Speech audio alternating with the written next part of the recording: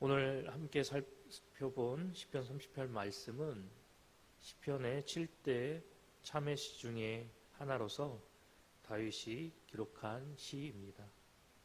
다윗은 중병에 걸려서 육체적인 이 질병과 영적인 죄책감, 그리고 사회적인 고립과 적대심 속에서 극심한 고통 가운데 처하게 되자 이 모든 것이 자신의 죄로 인한 하나님의 징계임을 깨닫고 종일토록 슬픔 속에 신음하며 자신의 죄를 고백하고 회개하며 나아갑니다.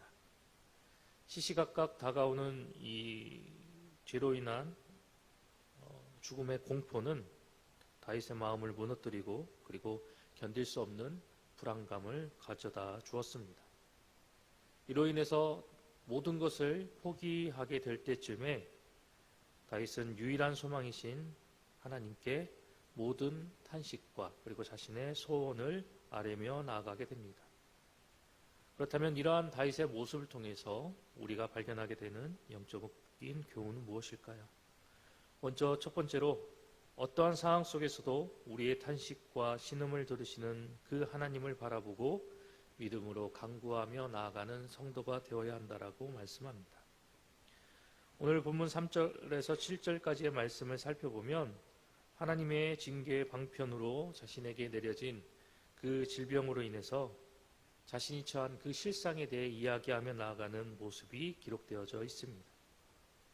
몸은 성한 구석이 한 곳도 없으며 상처가 썩어서 악취가 나는 심각한 상황이었음을 이야기하고 있습니다.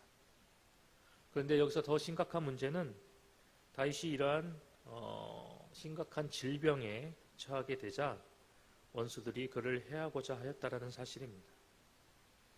이렇게 설상가상의 상황에 처하게 된 다윗은 이러한 상황 속에서 도저히 이 소망조차 찾아볼 수 없는 그러한 절망과 회복 불가능의 상황에 빠지게 됩니다. 보통 이런 상황에 빠지게 되면 대부분의 사람들은 자포자기하거나 모든 희망의 끈을 다 내려놓는 모습을 보입니다. 낙심하고 좌절하며 그리고 슬픔 가운데 빠져 지내는 게 보통 사람들이 보이는 그러한 모습입니다. 심지어 극단적인 그런 생각과 결단으로 스스로 생명을 포기하는 그런 모습을 보이기도 합니다. 하지만 오늘 본문에서 다윗은 절대적인 이 상황 속에 빠졌음에도 불구하고 그로 인해서 절망하고 좌절하거나 낙심하지 않고 그리고 자포자기하지 않고 그 가운데서 하나님을 바라보고 하나님께 간구하며 나아가는 모습을 보여주고 있습니다. 자신이 지금 현재 처하고 있는 그 상황 때문에 모든 걸 다 내려놓고 그리고 모든 것을 다 포기하고 싶었지만 절망 없는 이 상황 속에서도 하나님께서 역사하시면 자신의 그 극심한 그 질병도 깨끗이 고침을 받고 이 모든 상황이 하나님의 도우심으로 회복될 것이라는 그 믿음을 가지고 하나님 앞에 기도하며 하나님께 매달리며 나아가기 시작하였습니다. 인간에겐 불가능하지만 하나님께는 불가능한 일이 없습니다. 하나님이 역사하시면 모든 절망도 희망으로 바뀌어지게 됩니다. 이러한 사실을 깨달았던 다윗은 오늘 이 절망의 상황 속에서도 하나님의 응답이 있기까지 끝까지 기도로 매달리며 간구하며 나아갑니다. 결국 그의 기대대로 하나님의 은총을 입어 다윗은 다시 회복될 수 있었습니다. 이처럼 성도에게 있어서도 하나님을 향한 간구는 불가능의 상황과 절망을 극복할 수 있는 은혜의 통로가 됩니다. 하나님께서 역사하시면 불가능을 가능으로 그리고 절망을 희망으로 바꾸어 주십니다. 하나님께서 일하시면 이 절망의 상황 속에서도 우리 모두는 소망과 생명의 빛을 발견하게 되어진다는 사실을 본문은 다시 한번 우리에게 강조하고 있습니다. 때문에 우리 모두는 어떠한 상황과 환경에 처한다 할지라도 오늘 본문 속에서 등장하고 있는 이 다윗의 모습과 같이 우리의 탄식과 신음에 기울이시는 그 하나님만을 바라보고 우리가 그 하나님께 더욱더 간구하고 기도하며 나아가는 우리의 신앙과 믿음이 되어야 할 것입니다. 우리가 좌절과 낭망의 상황 속에서도 하나님 앞에 온전히 드림이 나아가는 이 간구와 기도의 모습을 통해서 날마다 하나님과의 영적인 관계를 지속시키며 우리가 이를 통해서 늘 하나님과 함께하며 나아가는 우리의 모습이 되어야 할 것입니다. 이런 모습을 통해서 앞으로의 우리의 상황 속에서 한 줄기 소망의 빛 없는 그런 상황 가운데 우리가 놓인다 할지라도 하나님을 향한 그 기도와 간구의 끈을 놓지 않고 그 하나님과 함께하며 우리가 그 하나님 앞에 도우심을 바라고 부르짖으며 나아간다면 하나님은 우리의 기도를 들으시고 우리의 기도에 응답하시며 그 절망 속에서 소망의 자리로 우리를 이끌어 나가실 것입니다. 오늘도 주어진 하루 속에서 이런 하나님을 바라보고 소망하며 그 하나님과 함께 동행하며 나아가는 우리 봉상의 성도님들이 되시기를 소망합니다.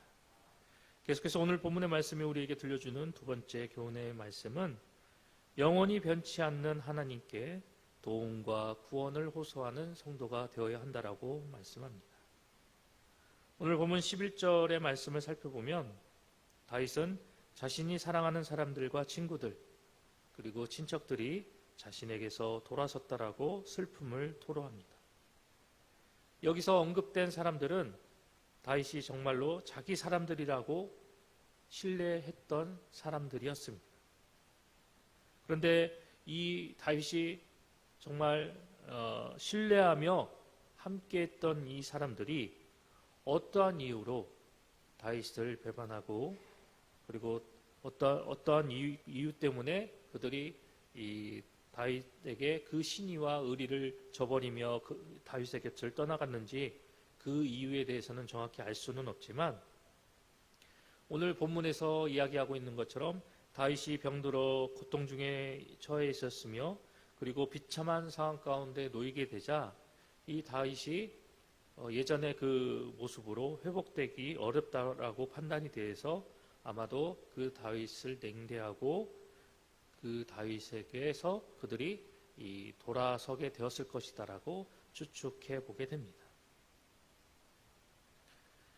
다윗이 형통했을 때는 가장 가까운 사람처럼 다윗의 주변에서 행세했던 사람들이었을 것입니다. 하지만 다윗이 병들고 힘없고 그리고 예전과 같은 그러한 온전한 모습 위에 다윗이 아니게 됨을 발견하게 되자 그들은 결국 태도를 돌변하고 다윗의 곁에서 멀어지고야 말았습니다. 그런데 아이러니하게도 이러한 상황이 어찌 보면 이 다윗이 더욱더 하나님만을 의지하게 하는 그런 상황을 만들어 주었을지도 모릅니다. 그런데 우리는 이 상황 속에서 발견하게 되는 한 가지 모습은 사람은 언제든지 자신의 이익 때문에 우정과 의리 그리고 신의를 얼마든지 저버릴 수 있다는 사실을 발견하게 됩니다. 한마디로 자신의 이익으로 인해서 얼마든지 이기적인 모습으로 돌변할 수 있다는 사실입니다. 하지만 이와는 반대로 우리 하나님께서는 언제나 영원히 변치 않으시고 언제나 우리의 든든한 소망이 되시며 어떠한 상황 가운데서도 우리를 버리지 않으시고 더 나아가 절망 중에서도 우리를 희망 가운데 건져주시는 분이 바로 우리 하나님이십니다. 때문에 우리 모두는 영원히 변치 않는 그 하나님께 우리의 연약함, 우리의 죄악, 그리고 우리의 부족한 모든 것들을 하나님 앞에 아뢰고 고백하고 회개하며 현재 내가 처한 모든 상황, 특별히 오늘 다윗처럼 이 슬픔과 아픔 그리고 고통의 상황까지도 온전히 하나님께 아뢰며 나를 불쌍히 여겨주시고 그리고 긍휼을 베풀어 주셔서 나를 은혜 가운데 이끌어 달라고 우리는 그 하나님만을 바라보고 변치 않는 그 하나님만을 의지하며 그 하나님 앞에 우리의 구원을 호소하며 나아가는 성도가 되어야 합니다. 사랑하는 봉산교회 성도 여러분, 하나님은 결코 변하거나 배반하지 않으시는 분이 바로 우리 하나님이십니다.